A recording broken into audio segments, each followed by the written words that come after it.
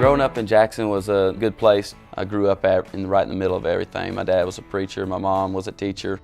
I was involved in church a lot. My two older sisters sang, and so if we weren't listening to music, we were talking about music. I miss riding round this never look back town.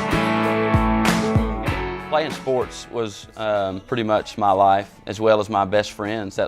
We all ran together, and it was, you go to school and then you practice sports and you go to church, and that was definitely the culture in my life. Basketball was my main love, and stuck with that through college, and learned a lot of good lessons, as far as just working with a team and working hard. And so I think a lot of that parallels with doing music. Yeah, we be rolling south side, let me take you down the railroad track. A BP lighter and a pack of those black and miles that we like to smoke. Man, we were something, riding just to ride. Sometimes we fight, yeah, just to fight in this never look back town. Songs always meant a lot to me. Before I could play the guitar or sing or any of that stuff, I was always so connected to country songs on the radio. Kellyanne was a bona fide 10, had me wrapped around her finger back when we were 16, 17. I didn't start playing guitar until I was in college, and that's when it really clicked, and I don't think I knew like 2 chords before I put my first band together. So I kind of just started trying to run before I crawled, and worked up enough nerve to play my first show, and there was about 8 people there, 2 of them were working. Played Margaritaville and Keep Your Hands to Yourself. And I remember like being on the biggest high on the way home, because I was like, I've got to go back next Thursday and do open mic. Kind of started the fire that night.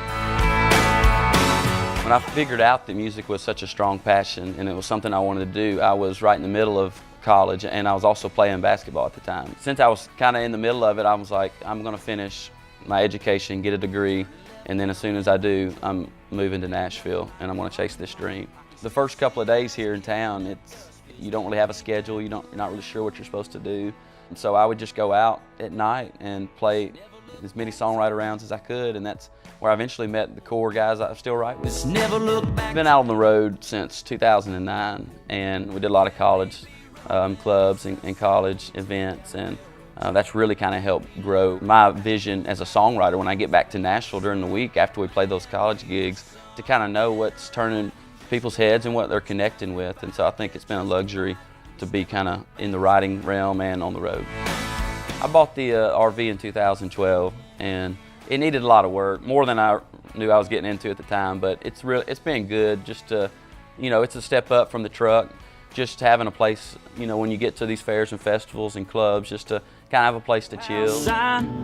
Still missing that old and show feels good to be back home where it all went down, growing up hellbound on killing me. I feel like I've got an advantage on relating to people just growing up in a small town, and hopefully that message, people will be able to find a common thread with me and my music. 5 or 10 years down the road, what I would want people to think about my music is, hey, here's a guy that's evolved along the way, but stayed true to himself and is honest, makes music that's not trying to be anything other than what he is. And I think at the end of the day, that would be the goal. Home where it all went down, growing up hellbound on killing beers and time. Girls coming along for the ride, up high sliding over close.